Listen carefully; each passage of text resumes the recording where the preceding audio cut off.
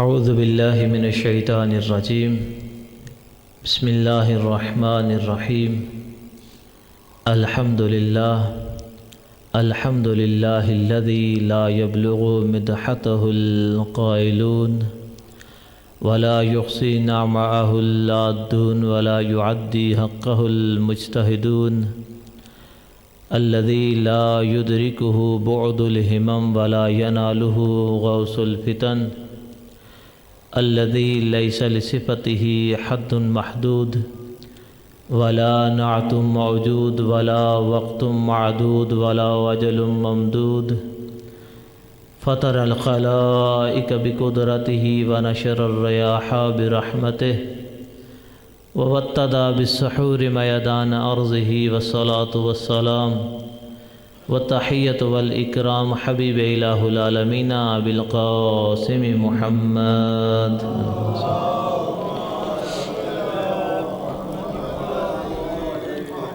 وعلى آله الطيبين الطاهرين المعصومين قال الله الحكيم في كتابه المجيد بسم الله الرحمن الرحيم إنا أعطيناك الكوثر درود پڑھیے گا محمد و آل محمد صلی اللہ علیہ وسلم.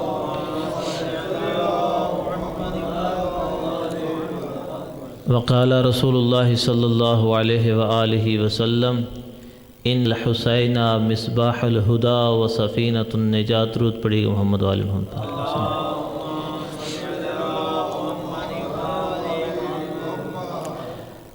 آغاز مجلس میں بانیان صف اعضاء کے مرحومین کے لیے سید سجاد حسین نقوی صاحب کے والدین اور خاندان کے جو مرحومین ہیں، سید نوید عباس جعفری صاحب کے والد اور بھائی کے لیے، اور جملہ ان کے جو خاندان کے مرحومین ہیں ان کے لیے، سید فیاض حسین شاہ صاحب کے تمام مرحومین کے لیے، آپ جتنے بھی افراد تشریف فرمائیں، آپ کے اپنے مرحومین کے لیے، اور بالخصوص قبلہ شیرازی صاحب کے لیے ایک دفعہ سورہ فاتحہ 3 دفعہ سورہ اخلاص کی تلاوت فرما دیں. بسم اللہ الرحمن الرحیم الحمدللہ استعین اهدنا الصراط المستقیم صراط الذین بسم اللہ الرحمن الرحیم بسم اللہ الرحمن الرحیم بسم اللہ الرحمن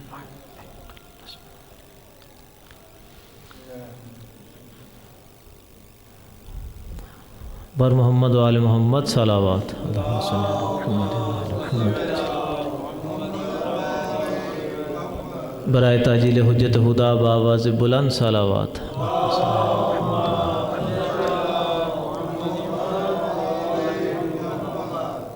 بانیان صف اعضاء کی اس مجلس کی قبولیت کے لیے، تمام بیماروں کی شفا یابی کے لیے، حاجت مندوں کی حاجات کی برابری کے لیے، بے گناہ اسیران جن میں ہمارے سید واجد شمسی صاحب ہیں ان کی رہائی کے لیے، اور خصوصاً بالخصوص حجت دورہ امام عصر والزمان کے ظہور میں تعجیل کے لیے بآواز بلند صلوات. اللہم صلی علی محمد.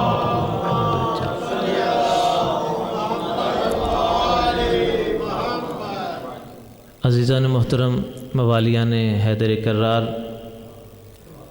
آج کیونکہ اہل بیت اطہار کی مدینہ سے روانگی کے حوالے سے مجلس اعزاء ہے، امام عالی مقام نے جیسے ہی اپنے سفر کا آغاز کیا، امام نے یہ ارشاد فرمایا کہ میں امر بالمعروف کرنا چاہتا ہوں، میں نہی عن المنکر کرنا چاہتا ہوں. میں حسین ابن علی یہ چاہتا ہوں کہ اپنے جد رسول اللہ کی امت کی اصلاح کر سکوں. امام نے اپنے سفر کے آغاز میں ہی اپنا مقصد بتا دیا کہ میرا مقصد نہ عمارت ہے، میرا مقصد نہ دنیاوی شان و شوکت ہے، میرا مقصد میرے منصب کی ادائیگی ہے. میرا منصب یہ ہے کہ جو بھی وقت کا امام ہوتا ہے، وقت کے امام کا کام یہ ہوتا ہے، نبی اور امام میں فرق یہ ہے، نبی کا کام راستہ بتانا ہوتا ہے، امام کا کام اس راستے کے اوپر پکڑ کے منزل تک پہنچانا ہوتا ہے. اب جو افراد منزل کو گم کر چکے ہیں، وہ دنیا کی رنگینیوں میں کھو چکے، اپنے آپ کو گناہوں سے پر کر چکے، اب وہاں آذان کی ضرورت ہے، اب وہاں امر بالمعروف نہی عن المنکر کی ضرورت ہے۔ امام نے اپنے اس منصب کی بجاوری کے لیے سفر کا آغاز کیا۔ اسی کے ذیل میں ایک واقعہ سنیں، پھر انشاءاللہ امام کے حوالے سے ایک دو جملے عرض کریں گے۔ جناب حضرت سلیمان نبی علیہ السلام وہ ایک دفعہ ایک نہر کے کنارے بیٹھے ہیں۔ نہر کے کنارے بیٹھ کے تو وہ مشاہدہ کر رہے ہیں کہ پانی کے اوپر ایک چونٹی تیر کے آ رہی ہے، پانی کے اوپر چونٹی تیر رہی ہے اور اس کے منہ کے اندر ایک دانہ ہے، گندم کا ایک دانہ اپنے منہ میں لیے ہوئے پانی کے اوپر تیر رہی ہے۔ اب اللہ کے وہ پیغمبر، اللہ کے نبی بڑی باریک بینی کے ساتھ اس کا وہ مشاہدہ کر رہے ہیں۔ جیسے وہ کنارے کے قریب پہنچی تو وہ اللہ کے پیغمبر دیکھتے ہیں کہ اتنی دیر میں ایک مینڈک سامنے ہوا، اپنا سر پانی سے باہر نکالا اور اس چونٹی کو اپنے منہ میں لے کے پانی کی تہہ میں چلا گیا۔ وہ کافی دیر دیکھتے رہے کہ اب میں دیکھوں، کیونکہ وہ اللہ کے نبی تھے۔ اللہ نے اپنے انبیاء کے ذریعے کوئی نہ کوئی پیغام دینا ہوتا ہے، کوئی میسیج دینا ہوتا ہے، کوئی ہدایت کرنی ہوتی ہے، کوئی نتیجہ لوگوں تک پہنچانا ہوتا ہے۔ یہ انبیاء کے واقعات انہیں اللہ تعالیٰ نے قرآن میں بیان کیے، بہت سارے واقعات اسی لیے بیان کیے گئے کہ جو آگے آنے والی امتیں وہ ان سے ہدایت حاصل کریں۔ اچھا، اب جب وہ کافی دیر ہو گئی، پھر وہ دوبارہ مینڈک باہر آیا سامنے اور اس نے پھر اپنا منہ کھولا اور وہ چونٹی ان کے منہ سے، اس مینڈک کے منہ سے باہر آ گئی۔ اب ظاہر ہے انہیں اللہ تعالیٰ نے یہ قدرت و طاقت دی تھی، وہ جانوروں اور پرندوں اور جنوں کے اوپر سرداری بھی کرتے تھے، ان کی زبانیں بھی سمجھتے تھے۔ چونٹی کو اٹھایا، اپنے ہاتھ پہ رکھا، اس سے پوچھتے ہیں کہ یہ جو تو نے اپنے ہاتھ میں، تیرے منہ میں پہلے دانہ تھا، اب تیرا منہ خالی ہے، تو اس پانی کی تہہ میں گئی، حقیقت کیا ہے؟ تو وہ چونٹی کہتی ہے کہ اس پانی کی تہہ میں ایک پتھر ہے، اس پتھر کے اندر سوراخ موجود ہیں، چھوٹے چھوٹے سوراخ ہیں، اور ان سوراخوں میں اللہ تعالیٰ نے ایسے کیڑے پیدا کیے ہیں جو اندھے ہیں، وہ اپنا رزق حاصل کرنے کے لیے سفر نہیں کر سکتے۔ کیڑے موجود ہیں پتھر میں سوراخ ہیں، سوراخوں کے اندر کیڑے موجود ہیں۔ اب وہ نہ دیکھ سکتے ہیں، نہ اپنے رزق لینے کے لیے کوشش کر سکتے ہیں۔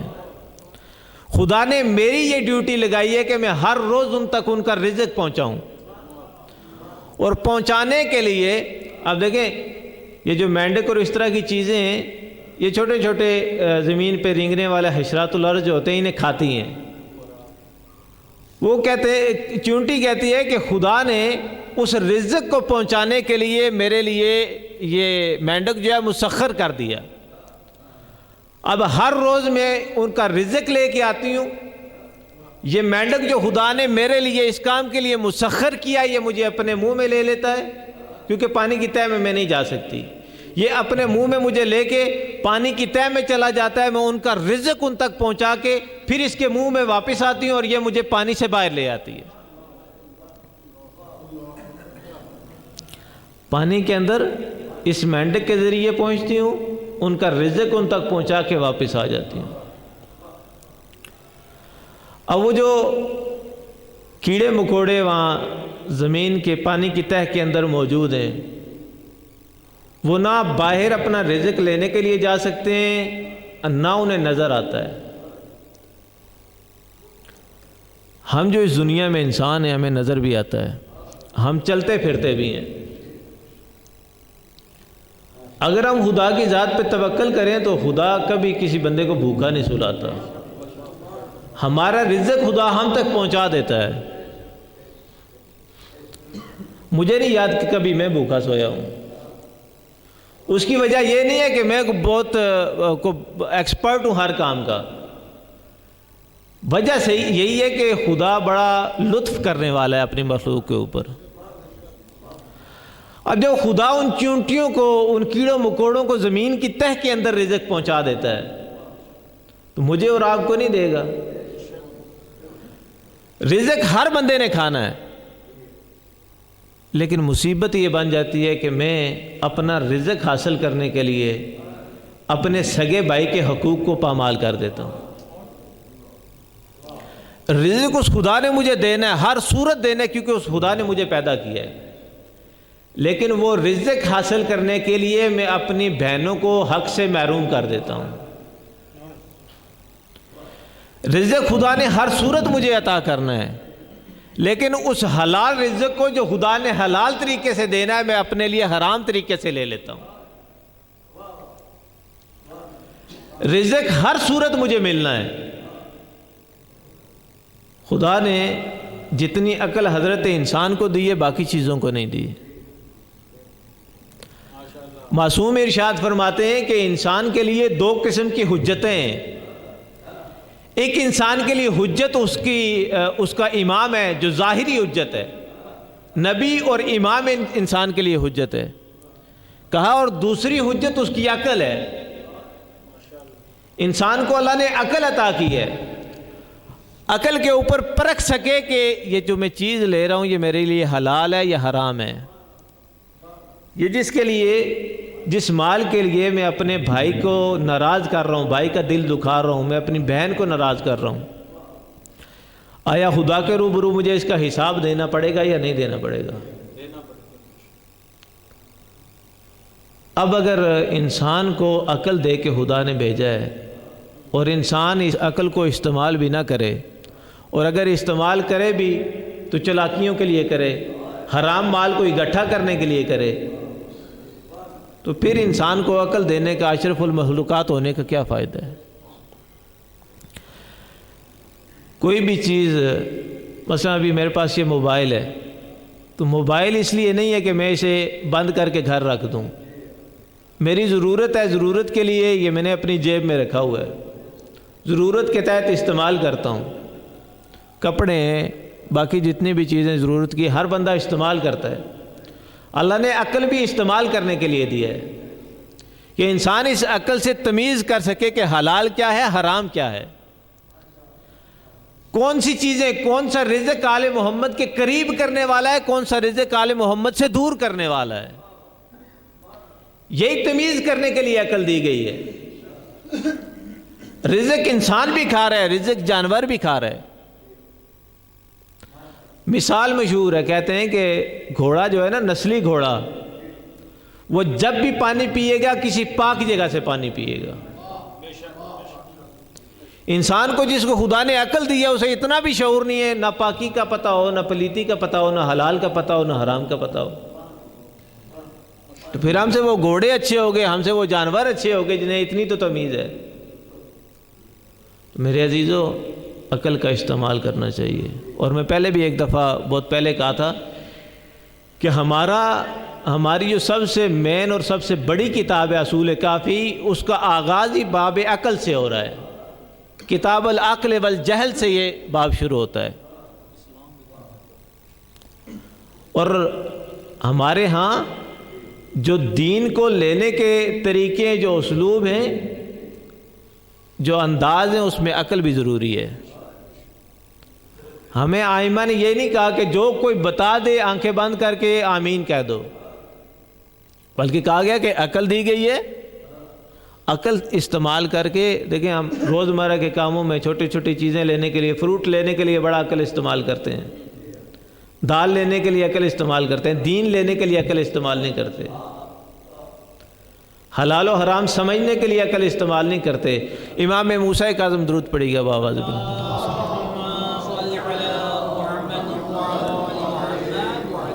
مولا ارشاد فرماتے ہیں کہ آپ کا زمانے کا امام جب آئے گا تو جوانوں کی گردن اسی وجہ سے کاٹے گا کہ وہ حلال و حرام کی تمیز نہیں رکھتے ہوں گے۔ ہم یہاں سے پکارتے رہیں، ہم میں سے لوگوں نے توضیح المسائل کا نام بھی نہ سنا ہو کہ وہ ہے کس بلا کا نام،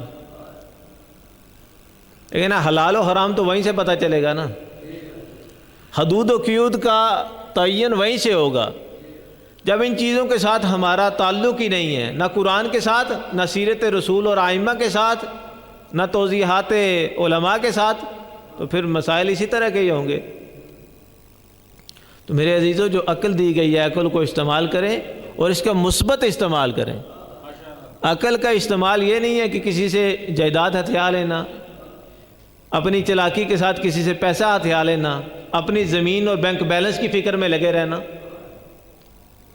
ہر بندے نے ایک دن اس دنیا کو چھوڑنا ہے۔ حرام مال جمع کر کے اولاد کے لیے چھوڑ جائے گا، میں نے پچھلی مجلس میں بھی یہ کہا تھا، حرام مال جمع کر کے اولاد کے لیے چھوڑ جائے گا تو آج کل تو اولادیں ڈراموں سے ہی نہیں اٹھتی، آپ کو انہوں نے کیا پڑھ کے بخشوانا ہے؟ پیسہ آپ کا استعمال کر لیں گی۔ اب تو پہلے ہوتا تھا جو خواتین تھی خود بیٹھتی تھی، بچوں کو بٹھاتی تھی، اپنے مر جانے والوں کے لیے تلاوت کرتے تھے، اوراد و وظائف کرتے تھے۔ اب وہ عورتیں نہ خود اٹھیں نہ بچوں کو اٹھائیں، بس وہ ڈرامے چل گئے ہیں، پاکستانی بھی انڈین بھی، یہ بھی وہی دیکھتی ہیں، بچوں کو بھی دکھاتی ہیں۔ چند افراد، چند خواتین ہماری بہنیں ایسی ہیں کہ جو دیکھیں، یہ آپ ٹی وی دیکھیں، ڈرامے دیکھیں، اچھے چیزیں دیکھیں، اس میں کوئی حرج نہیں ہے، لیکن ایسی چیزیں جو آپ کا قلب خراب کریں، جو آپ کا ذہن خراب کریں، جو آپ کی فکر کو خراب کر دیں، وہ چیزیں دیکھنے کی کبھی بھی اہل بیت آپ کو تعلیمات نہیں دیتے ہیں۔ ایسے کام کریں کہ جن کاموں کا آپ کو فائدہ ہو اہل بیت کے قریب ہونے کے لیے۔ تو خدا کی بارگاہ میں یہی دعا ہے کہ خدا ہمیں حقیقی معنی میں امام زمان کا سپاہی بننے کی توفیق عطا فرمائے اور حلال و حرام کی تمیز کرنے کی عقل کو استعمال کرنے کی توفیق عطا فرمائے۔ بر محمد و آل محمد صلوات۔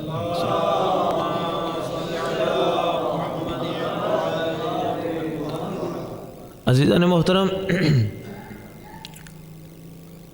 جو بھی امام، جس بھی امام کا دور گزرا، ہر امام اپنے دور میں امام بھی تھا، عالم بھی تھا، فقیہ بھی تھا، محدث بھی تھا،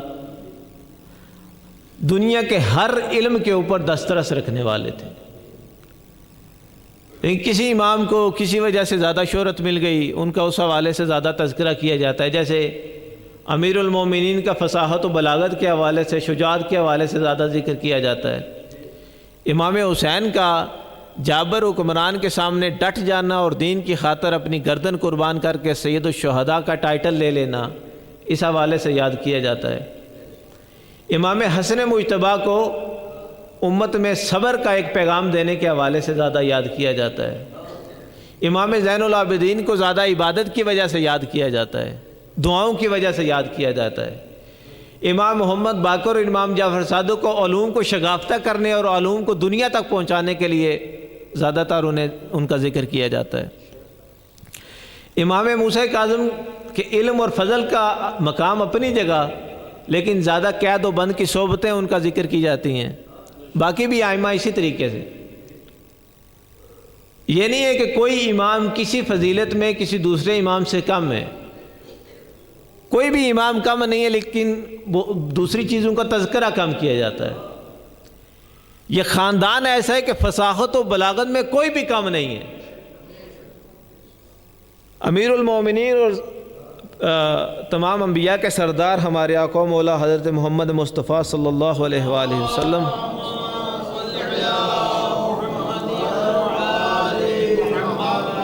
آپ کے اجداد میں سے جناب کعب بن لئی ایسے ہیں کہ جن کی فصاحت و بلاغت پورے عرب میں مشہور تھی، اور ایسی فصاحت و بلاغت میں مشہور تھے کہ ان کے جانے کا ایسا صدمہ ہوا کہ عرب کہتے تھے کہ اب ایسا فصیح و بلیغ کوئی پیدا نہیں ہوگا۔ اور ان کی اس فصاحت و بلاغت کی وجہ سے جب انہوں نے اس دنیا کو چھوڑا تو اپنے سال کا آغاز ان کی شہادت کے بعد سے رکھا۔ یہ جب وہ فیل والا واقعہ پیش آیا، اس کے بعد سے پھر دوبارہ سال کا وہ چینج کیا گیا۔ اس سے پہلے ان کی اس دنیا سے جانے کے اوپر اس سال کا آغاز اور اختتام رکھا گیا تھا۔ باقی جو ان کی اولاد میں سے افراد آتے کہ سب فصاحت و بلاغت میں مشہور تھے، پیغمبر کی فصاحت و بلاغت مشہور، امیر کائنات کی فصاحت و بلاغت مشہور ہے۔ اب امام حسین علیہ السلام کی فصاحت و بلاغت بھی مشہور ہے، لیکن تذکرہ نہیں کیا جاتا۔ میرے بھائی پہنچ آئے ہیں، درود پڑھیے گا بآواز بلند۔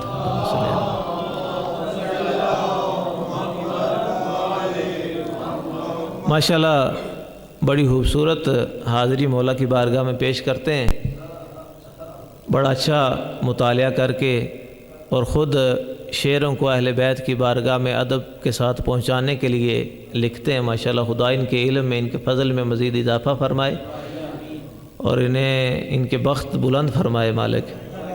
تو یہ آگے انہی کی نظر اگلے جملے کرتا ہوں۔ اہل سنت کے ایک بہت بڑے ادیب اور عالم دین عباس محمود یہ کہتے ہیں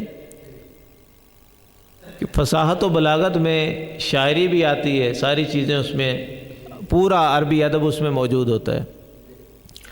اب ان کی نظر یہ جملہ کر رہا ہوں کہ وہ کہتے ہیں کہ امام کی بارگاہ میں جب شعراء آتے تھے، جو بھی امام تھے اپنے وقت میں لوگوں کو ہدیے، لوگوں کو تحفے دیا کرتے تھے، عطائیں کیا کرتے تھے، بخشش کیا کرتے تھے، اور ہر بندہ جب کسی کو امام کچھ عطا کرتے تھے تو خوش ہوتے تھے۔ لیکن امام کے دور میں جو شعراء تھے وہ امام کی عطا و بخشش سے زیادہ اس بات پہ خوش ہوتے تھے کہ امام اگر ہمیں 2 منٹ دے دیں اور ہمارا یہ شعر سن لیں۔ جس کا امام شعر سن لیتے تھے، جس کا کلام سن لیتے تھے، وہ لوگوں کے اوپر فخر کیا کرتا تھا کہ میں امام کو کلام سنا کے آیا ہوں۔ وہ کہتا تھا کہ سند میں نے اپنی اس شاعری کے اوپر سند زہرا کے بیٹے سے لی ہے۔ امام اتنے فصیح و بلیغ تھے کہ لوگ آ کے امام سے اپنی اصلاح کروایا کرتے تھے۔ ایک اعرابی امام حسن مجتبی علیہ السلام کی بارگاہ میں آئے،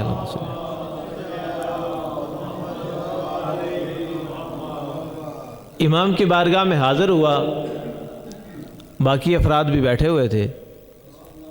کسی سے یہ پوچھتا ہے کہ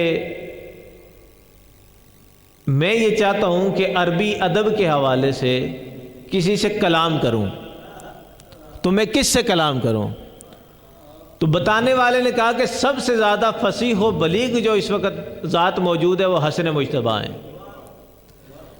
تو یہ حسن مجتبی آپ کے سامنے بیٹھے، امام کو دیکھا تو کہتا ہے کہ میری مراد پوری ہو گئی کہ ان سے زیادہ فصاحت و بلاغت کسی گھر میں نہیں ہے۔ اب جب امام کے پاس آیا، امام نے کہا کہ اگر فصاحت و بلاغت دیکھنا چاہتے ہو، سننا چاہتے ہو تو حسین کے پاس چلے جاؤ۔ اب امام کے پاس آیا، امام سے سلام دعا کرنے کے بعد امام نے اس سے تعارف پوچھا کہ تم کہاں سے آئے ہو؟ عموماً مجھ سے یہ پروفیسر صاحب بیٹھے ہیں، ان سے یا میرے بھائی شاعر ہیں، ان سے کوئی تعارف پوچھے گا تو ہم سب سے پہلے اپنا نام بتاتے ہیں، پھر اپنے علاقے کا نام جو ہوتا ہے، مثلا ہم بتا دیتے ہیں جی میرپور سے ہیں، کسگمہ سے ہیں۔ اس بندے نے یہ نہیں بتایا کہ میں فلاں شہر سے آیا ہوں، فلاں ملک سے آیا ہوں۔ اس نے کچھ جملے کہے۔ اس نے پہلا جملہ یہ کہا کہ خرکل جعلل اینما اور ہم ہما، یہ 4 لفظ اس نے استعمال کیے۔ ان 4 الفاظ کا سننا تھا تو امام نے کہا کہ اچھا تم روم سے آئے ہو۔ اب جب امام نے کہا کہ تم روم سے آئے ہو، اس نے کہا کہ ایک جملہ استعمال کیا، وہ کہتا ہے کہ یہ بات کوئی صاحب علم ہی محسوس کر سکتا ہے، جس کے پاس علم ہو وہی یہ بات جان سکتا ہے کہ جو میں نے، دیکھیں پروفیسر صاحب سائنس پڑھاتے رہے ہیں تو اس میں فارمولے ہوتے ہیں، تو فارمولے ہر بندہ نہیں سمجھ سکتا، جو وہ علم رکھنے والا ہو وہی سمجھ سکتا ہے۔ اب اس نے وہ جو کوڈز میں بات کی تھی وہ امام سمجھ گئے۔ کہتا ہے کہ یہ بات سمجھنا کسی علم و معرفت والے بندے کا کام ہے، میں صحیح مقام پہ پہنچوں، اب میری رہنمائی ہو جائے گی۔ اب اس نے امام سے کہا کہ میں عربی ادب کو سیکھنے کے لیے کچھ شعر پڑھنا چاہتا ہوں۔ اس نے ایک کلام لکھا ہوا تھا، وہ کلام امام کے سامنے پیش کیا۔ اب جیسے ہی اس کے وہ شعر ختم ہوئے، امام نے فی البدی اس سے زیادہ وزن کے اشعار اس کے سامنے پڑھ دیے۔ کہتے ہیں اپنی نشست سے کھڑا ہو گیا، کہتے ہیں کہ ایسا کلام آج دن تک کسی سے نہیں سنا، واقعی نا آپ ہی اہل علم ہیں۔ ایسا کلام آج دن تک کسی سے نہیں سنا۔ میں یہ جو اشعار آپ کے سامنے پڑھ چکا ہوں، میں نے برسوں محنت کر کے یہ اشعار لکھے تھے کہ کسی اہل فن کے سامنے پڑھوں گا، اور آپ کے سامنے پڑھے۔ آپ نے اس کے جواب میں حق ادا کر دیا کہ اہل علم آپ سے بڑھ کے کوئی نہیں ہے۔ عربی ادب کو سمجھنے والا، علم و فضل کو سادہ سمجھنے والا آپ سے زیادہ کوئی نہیں ہے۔ اب جو امام نے اس کے ان 4 الفاظ کا مطلب بیان کیا، امام سے پوچھا گیا کہ وہ جو اس نے الفاظ بیان کیے تھے ان کا مطلب کیا تھا، آپ کو کیسے پتہ چلا یہ روم سے ہے؟ امام نے کہا، اس نے پہلے کہا تھا ہرکل۔ ہرکل یہ روم کے بادشاہوں کا لقب ہوتا ہے۔ اس نے جعلل کا لفظ استعمال کیا۔ جعلل سے مراد روم کے اندر جو کھجوریں ہوتی ہیں وہ قد میں پست ہوتی ہیں، چھوٹی ہوتی ہیں۔ جعلل سے مراد یہ تھا کہ جس جگہ سے یہ آیا ہے وہاں جو کھجوریں ہوتی ہیں وہ پست قد کی ہوتی ہیں۔ اینما سے مراد یہ ہے کہ وہاں ایک خاص قسم کی گھاس اگتی ہے جو دنیا میں کسی اور جگہ نہیں ہوتی۔ پھر کہا کہ اگلا جو اس نے ہم ہما کا لفظ استعمال کیا، اس سے مراد یہ ہے کہ یہ بندہ جو ہے ہرکل سے اس بادشاہ کا لقب، اور وہ پست قد کی کھجوریں، اور ہم ہما سے مراد یہ ہے کہ وہاں پہ گہرے پانی کے کنویں موجود ہیں۔ اب نشانیاں ساری صحیح تھی۔